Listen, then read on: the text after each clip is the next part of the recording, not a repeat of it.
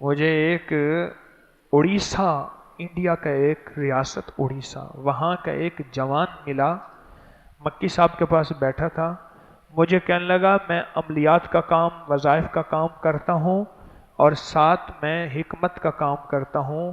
آپ نے لقد جاءکم رسول والی جو آیت بتائی تھی، مجھے روز مدینے والے کا دیدار ہوتا ہے۔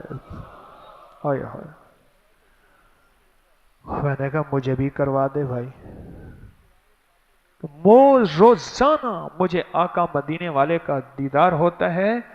اور عجیب اگلی بات کہی اور وظائف کے بارے میں کہا کہ جو آپ نے بتایا نا، اللہم اغفر لی ولوالدی وللمؤمنین والمؤمنات والمسلمین والمسلمات 27 بار پڑھ کے، کیونکہ حدیث میں آتا ہے کہ یہ مستجاب الدعوات الفاظ ہیں، جو بندہ پڑھے گا، میں یہ پڑھتا ہوں ہر سال حج پہ آتا ہوں، حالانکہ نرا غریب ہوں، بالکل غریب ہوں، ہر سال حج پہ آتا ہوں۔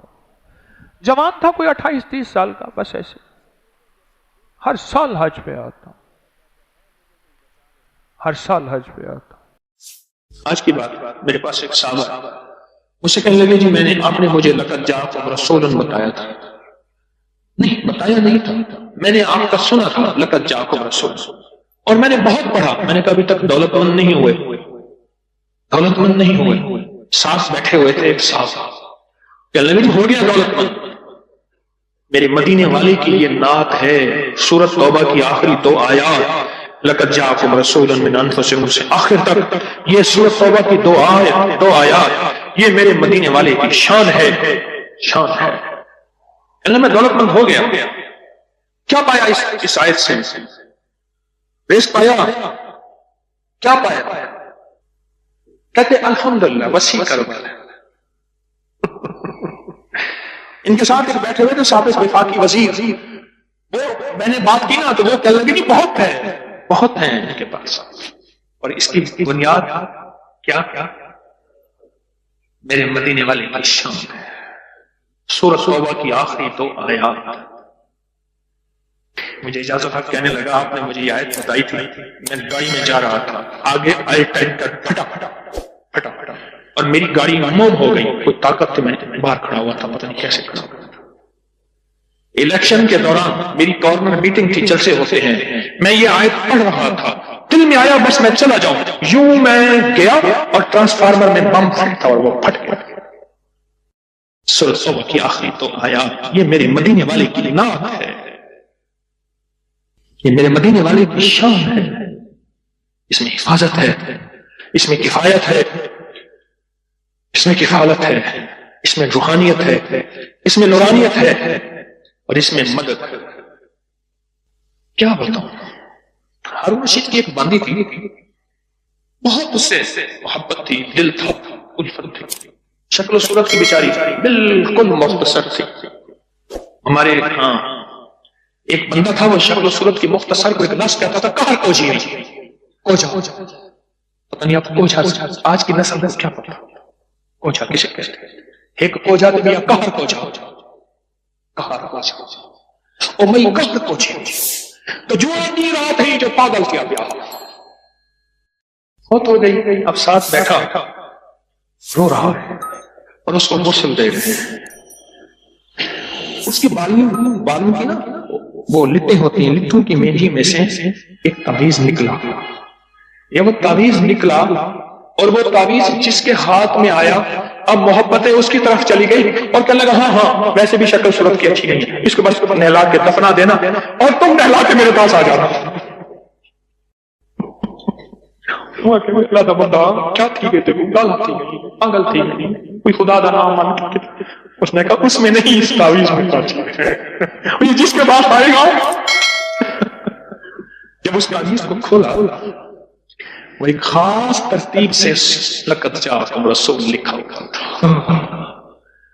محدثین نے لکھا ہے، بڑے بڑے اولیاء نے لکھا ہے، صلحاء نے لکھا ہے، اس تعویذ کے اندر، اس آیت کے اندر اللہ نے یہ تاثیر بھی رکھی ہے کہ اگر اس آیت کو انسانیت کی محبت کے لیے، عالم کی محبت کے لیے پڑھا جائے تو اللہ پاک انسانوں اور عالم کو محبتیں اور تسخیر پیدا کر دیتا ہے.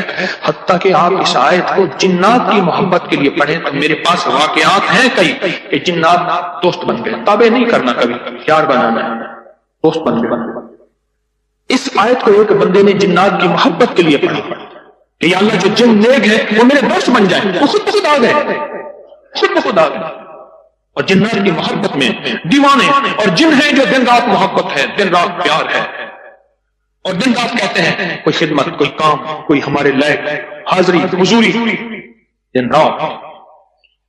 مجھے ایک بہت بڑے ذمہ دار فرد نے بتایا کہ مفتی زین العابدین صاحب رحمۃ اللہ علیہ میاں والی کے نہایت غریب گھرانے سے تعلق تھا، داؤد خیل کے تھے، اور فیصل آباد میں ان کی ایک ہمشیرہ تھی. انہوں نے یہ لقب جاءکم رسول ان کا بہت زیادہ پڑھا.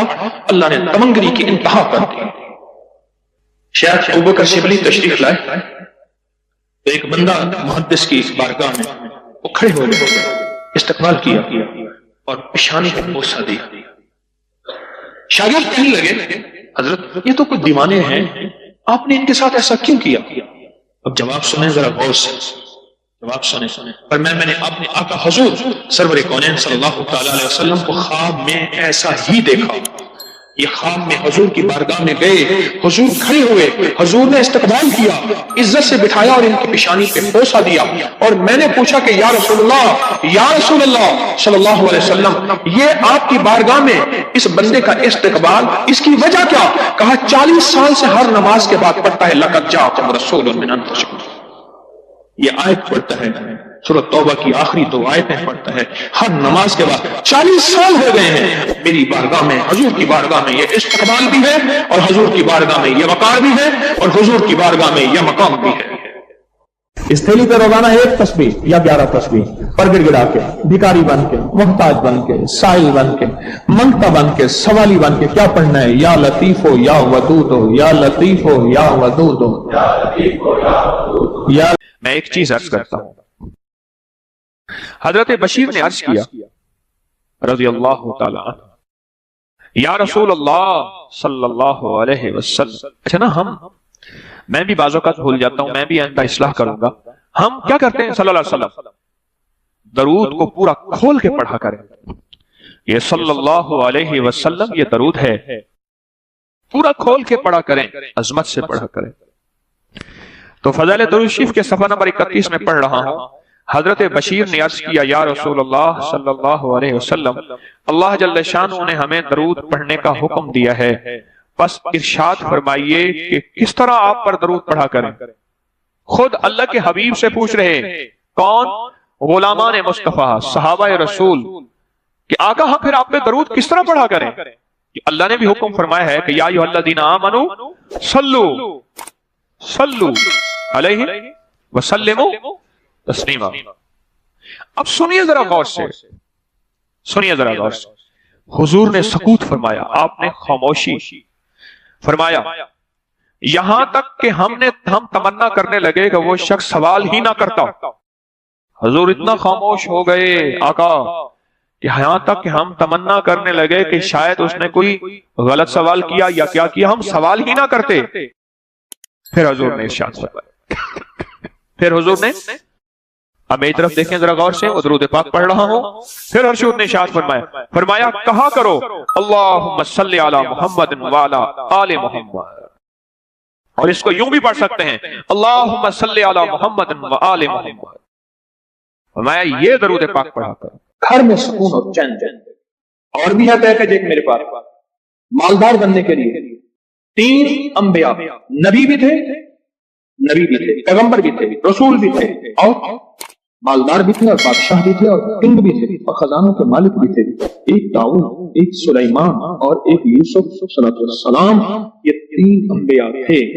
2 تسبیح اخلاص کی پڑھ کے ان انبیاء کی روحوں کو ہتھیا کہ مولا تو شہنشاہ ہے، تو کریم ہے، تو ان کو دے سکتا ہے، ہم نہیں دے سکتے، تیرے خزانے میں کمی نہیں ہے. اچھا اگر بظاہر ملتا نظر نہ آئے، چھوڑنا نہیں ہے. کیوں؟ رب کا بھیجا ہوا میسج، ہر میسج ریسیو میسج.